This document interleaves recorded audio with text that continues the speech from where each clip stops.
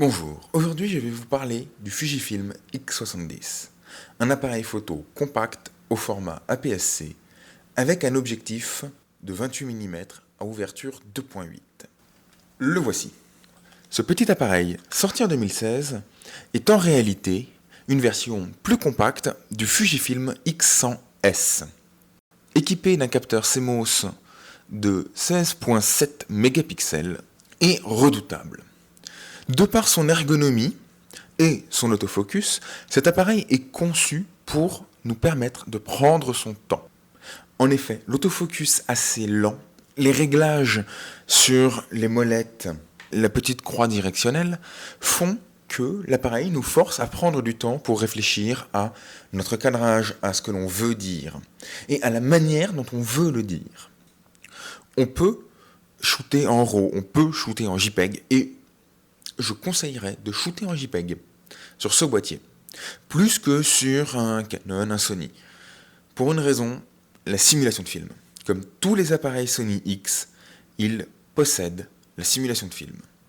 Il y en a de mémoire une petite dizaine, plus des filtres créatifs qui, à mon sens, sont largement moins bons que les simulations de film, qui sont vraiment la spécialité chez Fujifilm.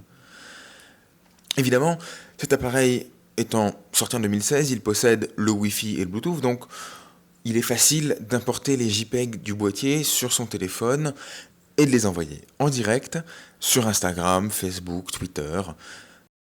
Vous ne faites pas les mêmes photos avec ceci qu'avec ça. Ça, c'est gros, c'est grand, c'est performant, c'est génial.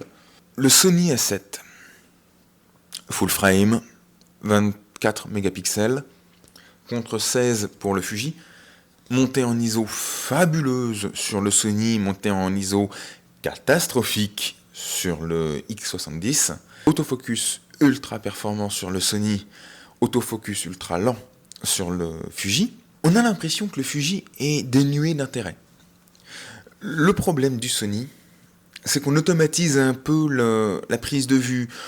Il peut nous arriver, grâce à tous les automatismes et à toute la performance présente dans ce boîtier, d'en oublier la raison pour laquelle on photographie.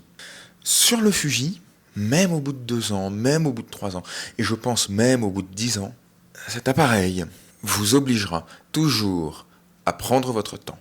Il peut filmer aussi. Ici, malheureusement, pas de 4K. L'appareil étant sorti en 2016, seule une 1080p à 60 images par seconde au maximum et avec un léger crop. Pas de log, pas d'autofocus qui suivra et rattrapera efficacement votre sujet. Sur cet appareil, la vidéo est juste présente pour dire qu'il y en a. Le mode vidéo est à peu près aussi fourni, voire même moins fourni que les smartphones modernes. S'il y a bien une phrase qui pourrait définir cet appareil de manière assez juste, ce serait « le matériel fait la photo ». Ce n'est pas vrai partout, ce n'est pas vrai pour toutes les marques, ce n'est pas vrai pour tous les appareils photo, mais spécifiquement pour cet appareil photo de la marque Fuji, c'est vrai. Je vous explique.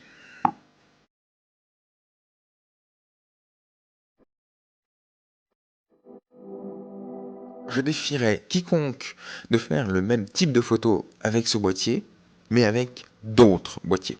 Cet appareil photo pensé pour la simulation de film est, à peu de choses près, un appareil photo idéal. Il n'a pas le meilleur rolling shutter du marché. Il n'a pas les meilleures vitesses du marché, le meilleur autofocus. Certainement pas. En revanche, il possède une compacité sans précédent, à l'effigie même de ce que pourrait faire un Ricoh GR avec les GR2, GR3. Et en plus de la simulation de film, de la compacité, la batterie tient. À peu près 400 photos en usage.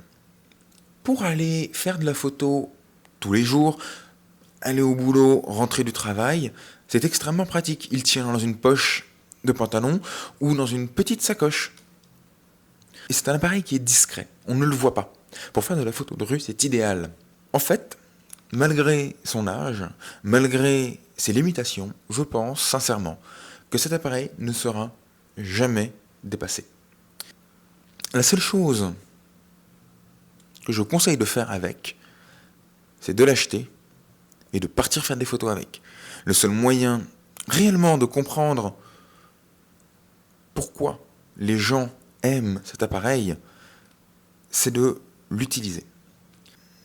Je pourrais pas conseiller à quelqu'un qui n'a jamais fait de photos d'utiliser un X70 parce que c'est quand même c'est pas un appareil qui est simple à proprement parler d'utilisation. Il faut pouvoir le prendre en main. L'importance des molettes et le nombre important de réglages différents en font un peu une usine à gaz. Mais pour toute personne qui a un tant soit peu de connaissances en photo, cet appareil est un bijou.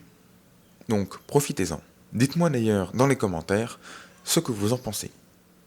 Est-ce que vous-même utilisez un X70 ou un X100 ?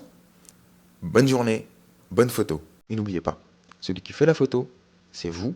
Sortez, pratiquez, c'est le plus important.